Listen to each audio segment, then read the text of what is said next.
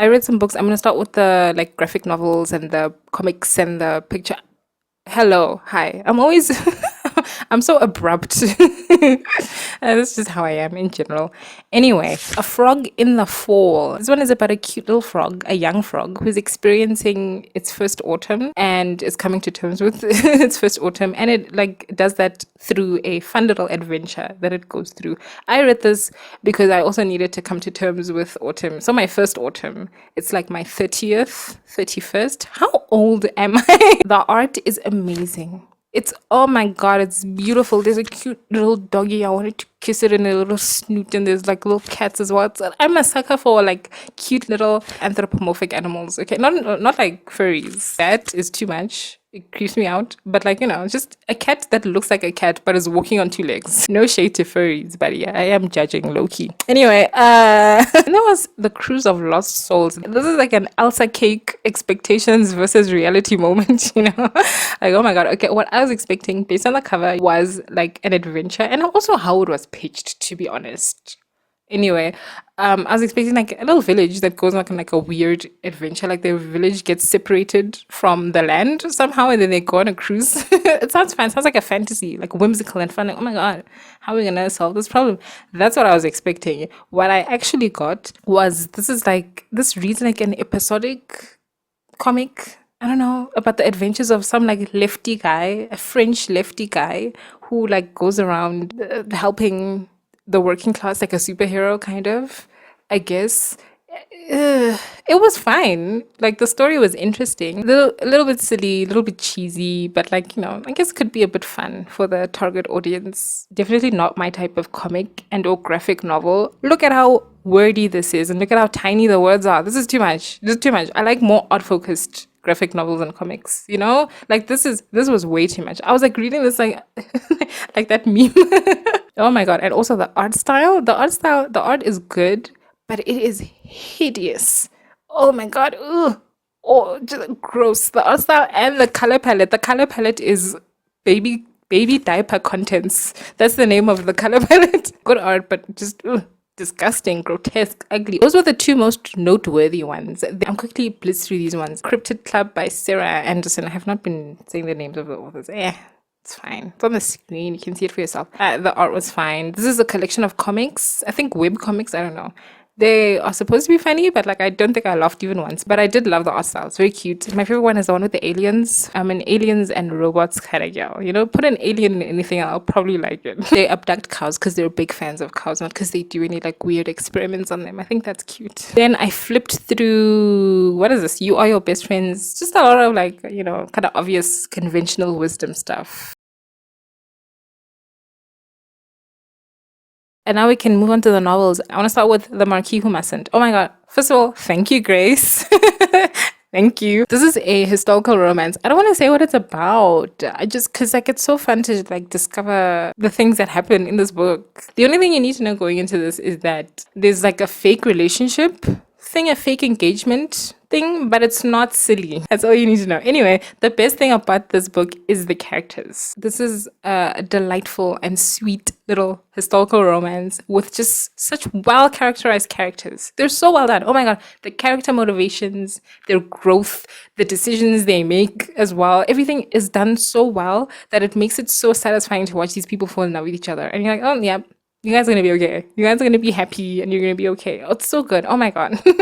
Oh my god, this is so good. Like there were parts in this when I was like actually crying. This is an emotional book, but without being miserable, without being emotionally manipulative. Looking at you, Abby Jimenez and Kennedy Ryan. Like again, these characters are just so well done that you love them and you are rooting for them and you understand exactly where everyone is coming from and you understand the decisions. My heart was breaking for the male main character. And the lady as well, but she has a support system, so she'll be all right. But the guy, the main guy in this, the hero in this, oh my god, I love him. By the way, the thing that made me love him was at the beginning, and this is another thing that I love about this, unlike the other Courtney Milan that I try to read, and just romances in general, is that they're at the beginning, the heroine tries to do something silly. She's like, oh, maybe we should practice kissing or something, and he's like, no. He stops all of the silliness right in its tracks, and then we get to have just a good, earnest, fun book. There's still fun moments in this, but it's not like silly and goofy and ridiculous, you know? I love him. I love him just for that. Just for that. It was like in Monty Python where someone will come from off screen and be like, that's enough of that. Enough of that. It's getting too silly. The sex scenes in this were great. They didn't make me cringe.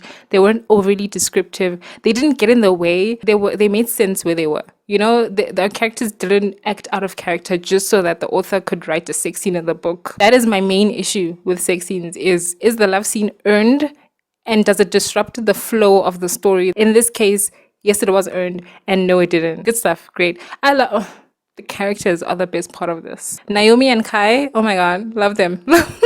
Love. This is dual POV done right. They both had very good character arcs, character moments, character growth, and they both had interesting their own storylines. 4 stars because this did need some editing for technical things, as well as to like cut out a lot of some of the like repetitive internal dialogue. But otherwise, this is such a good romance. Like this is, oh my god, it's great. I don't know if this is for everybody, but like it's great. Then there was Changing Planes by Legend of the Game Ursula Le Guin. This is about how like you can travel to different worlds or different planes if you are in an airport and you are suffering in a very specific way in which only an airport can provide for you. It's basically a travel log of all of these different worlds. We're told this book from the perspective of a traveler, of a frequent traveler.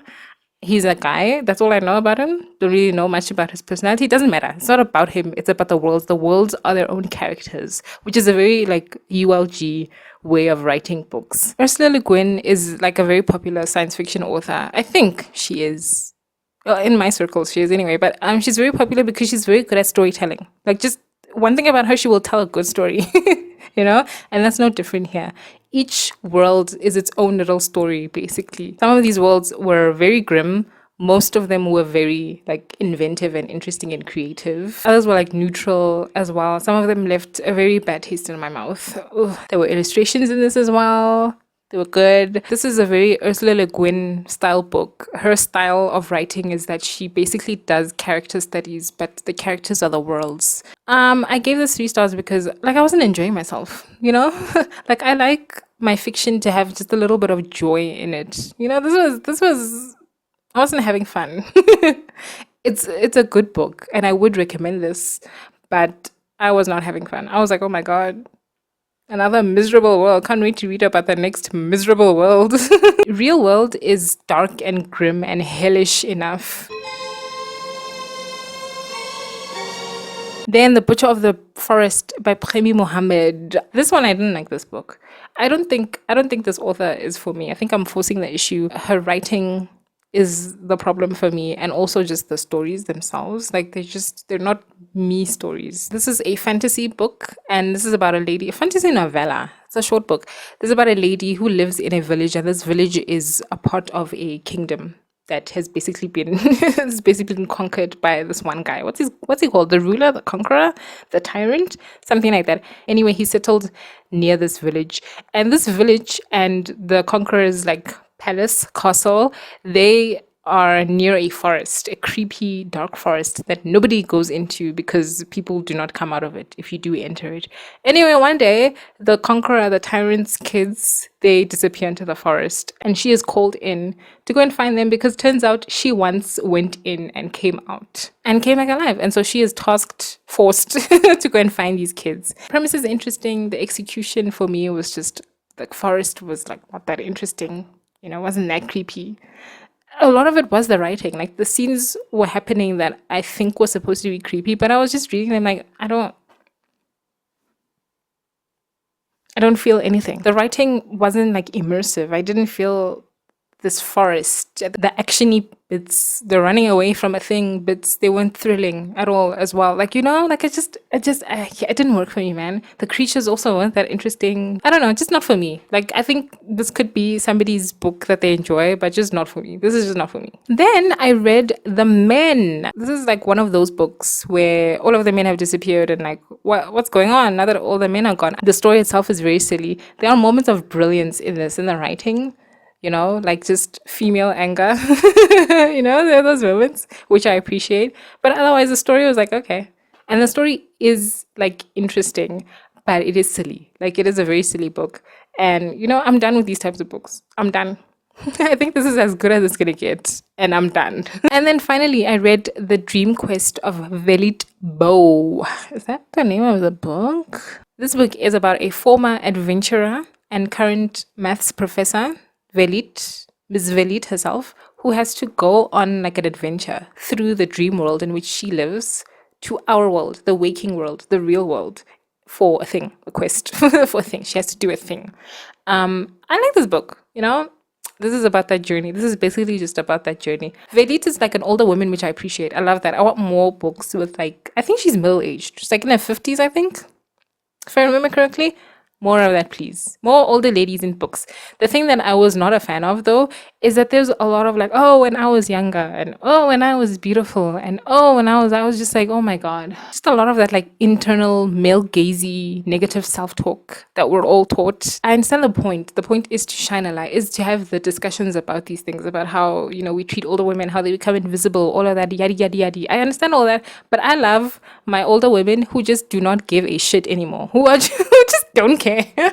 You know, you need to get rid of that voice, preferably in your early 20s, like your early to mid 20s. That's when you work on getting rid of that voice. By the time you are in your late 20s, it should be gone. You know, not like, maybe it never really goes away completely because you do live in the world and the messaging is always there, but in your 50s, no way. I know there are some women for whom it never goes away. Like some women just go out sad, and that is sad, but like I love the ladies who do not give a shit, who enjoy being invisible. You know, I can't wait. The story itself, I think this dream world was not like that interesting to me. It wasn't that inventive, and that's the point, because this is the dream world dreamt up by men. The world itself is basically our world, but some things are a little bit weird. There are gods, petty gods, you know.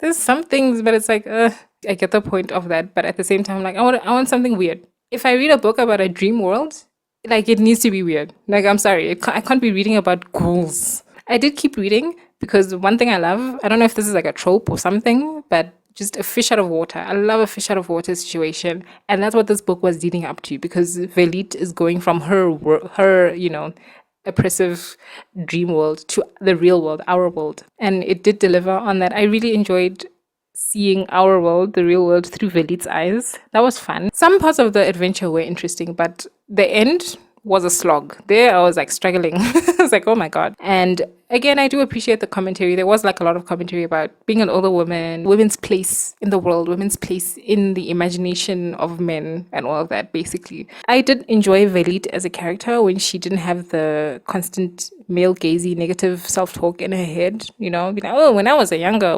and beautiful, this would have happened and this would have happened, and when I was like a girl, oh my God. Currently I'm reading Robert Bennett Jackson, The Tainted Cup, and I'm savoring that book. I'm trying not to devour it, even though I want to, but I'm savoring it because I'm enjoying it so much. That one is a murder mystery set in a fantasy world, just like City of Stairs was. This world is interesting. It's like Attack on Titan, I think. I've never read or watched that, so I don't know. Like it just kind of, some things are like that, but there are other things, other interesting things in this. I'm loving it though, even though it's in first person. I think our main character is like gay or bisexual, and we were introduced, and he's met somebody, and he described him as beautiful, and I was like, oh. But then I got nervous. But then I got unnervous. The reason why I got nervous was because if you know, media in the early 2000s, which is when I came of age, I was born in the 90s, but you know, media in the early 2000s, if you have a main character who is gay or and bisexual, and they have like a same-sex love interest, that love interest is gonna die. Guaranteed. Guaranteed. Remember that era? Like that was such a thing that it has like a phrase, I forgot what it was called. But then, you know, that's why I got nervous. I was like, oh no, like it just immediate anxiety for this character. But then I remembered it's not the 2000s anymore. And I think collectively the media has grown from that phase, hopefully. And also I trust this author to not do that. So we'll see. What's our main character's name? Cole or Vol or something. I don't know. He works for somebody called Anna. He's like an assistant investigator. Anna's the main investigator. Anna is so much fun. I love that character. She's great. I'm loving this book so much. Like I'm just like I'm reading a few pages here and there, like just really savoring it. Like this is not like a morning cup of tea just drunk quickly, burning your tongue. You don't even get to finish it. You're just getting caffeine in there. This is a cup of tea you have late afternoon on a weekend. You're sitting outside, just soaking up the lust of the sun. Just like, savoring it. Bye. Goodbye.